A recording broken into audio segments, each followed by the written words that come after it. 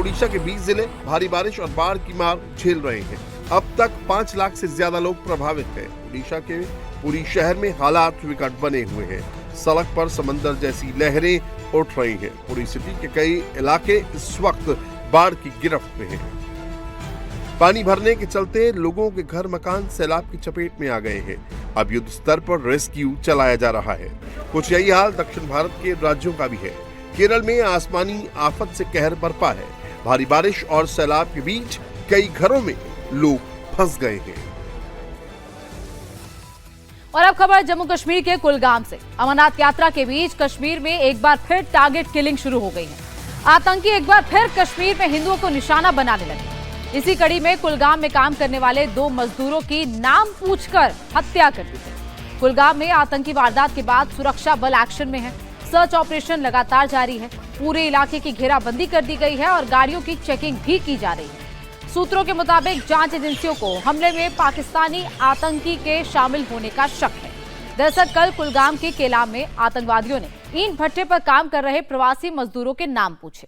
फिर छत्तीसगढ़ के 2 हिंदुओं को ग्रुप से अलग करके गोली मार दी गई। हमले में एक मजदूर की मौके पर मौत हो गई और दूसरे मजदूर ने अस्पताल में दम तोड़ दिया।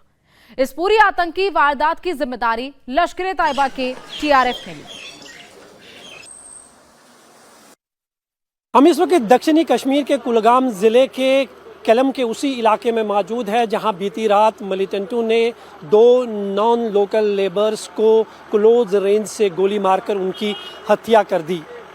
बताया जा रहा है कि इस हमले के पीछे लश्कर-ए-तैयबा का हाथ है और जिस तरह से अनंतनाग ज़िले में अमरनाथ यात्रा की ड्यूटी पर तैनात जम्मू कश्मीर पुलिस के एक जवान को क्लोज रेंज से गोली मार दी गई थी, उसी पैटर्न पर जो है इन 2 नॉन लोकल्स की भी हत्या कर दी गई है। इस घटना के बाद इस पूरे इलाके में सर्च ऑपरेशन जो है वो बड़े पैमाने पर शुरू कर दिया गया है। ये केलम इलाका है कुलगाम का।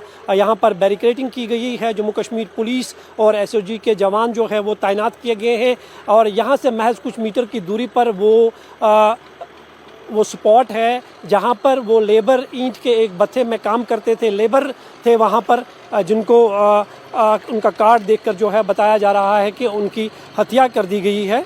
हालांकि इस हमले के बाद जो है पूरे इस इलाके में खासकर श्रीनगर जम्मू नेशनल हाईवे के आसपास जितने भी इलाके हैं वहाँ पर बड़े पैमाने पर सर्च ऑपरेशन जो है वो चलाया जा रहा है और माना जा रहा है कि अनंतनाग हमले में जिस आतंकी का हाथ था उसी आतंकी ने जो है इस हमले को भी अंजाम दिया है और 2 आतंकी थे जो एक स्कूटर पर सवार थे। एक के पास AK-47 थी और दूसरे मिलिटेंट के पास पिस्टल था। दोनों मिलिटेंट जो थे वो इस ईंट के भट्ठे के अंदर चले गए क्योंकि वहाँ पर काफ़ी तादाद में नॉन लोकल लेबर्स है जो इस तरह कश्मीर में काम करते हैं, ईंट के भट्ठों पे काम करते हैं और 2 लोगों के जो है उनमें से नाम पूछा गया और बाकी किसी के साथ बात नहीं की है और उनको जो है नज़दीक से गोलियां चलाई और उसके बाद वहां से फरार हो गए। हालांकि रात में ही एक की मौत हो चुकी थी, दूसरा गंभीर रूप से घायल था।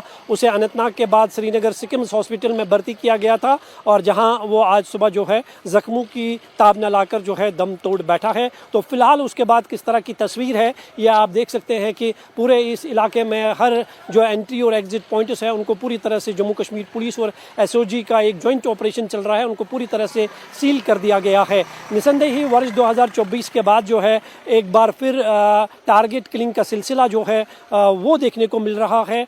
10 दिनों के भीतर ये दूसरी टारगेट किलिंग है। 3 लोगों की अब तक मौत हो चुकी है और टारगेट किलिंग का सिलसिला शुरू होना निसंदेह ही सुरक्षा एजेंसियों के लिए एक बहुत बड़ा चैलेंज है क्योंकि इस तरह की किलिंग्स को रोकना जो है बेहद मुश्किल होता है। लेकिन मिलिटेंट जो है अपनी प्रेजेंस दिखाने के लिए और उनके लिए इस तरह का किलिंग करना जो है एक बहुत बड़ा आसान टारगेट होता है, टारगेट किलिंग करना और अपनी प्रेजेंस को दिखाना। तो वो कहीं ना कहीं जो है एक बार वो पैटर्न जो है फिर से साफ तौर पर 10 दिनों के अंदर में जो है वो देखने को मिल रहा है। फिलहाल पूरे इस इलाके में सर्च ऑपरेशन जो है बड़े पैमाने पर जारी है और माना जा रहा है कि इस हमले के पीछे लश्कर-ए-तैयबा का हाथ है और वही आतंकी इस हमले में भी शामिल है जिसने अनंतनाग ज़िले में जम्मू कश्मीर पुलिस के एक कांस्टेबल को क्लोज रेंज से गोली मारी थी। क्योंकि जो 2 मिलिटेंट आए थे बताया जा रहा है कि एक के पास AK-47 थी, दूसरे के पास पिस्टल थी और उसी पैटर्न की तरह जो है इस हमले को भी अंजाम दिया गया है। फिलहाल सर्च ऑपरेशन जो है बड़े पैमाने पर जारी है और यही कोशिश की जा रही है कि इस हमले में जितने भी लोग जो है शामिल है, मुलव्वस है, उनको जल्द से जल्द या तो मार गिराया जा सके या फिर उन्हें गिरफ्तार किया जा सके।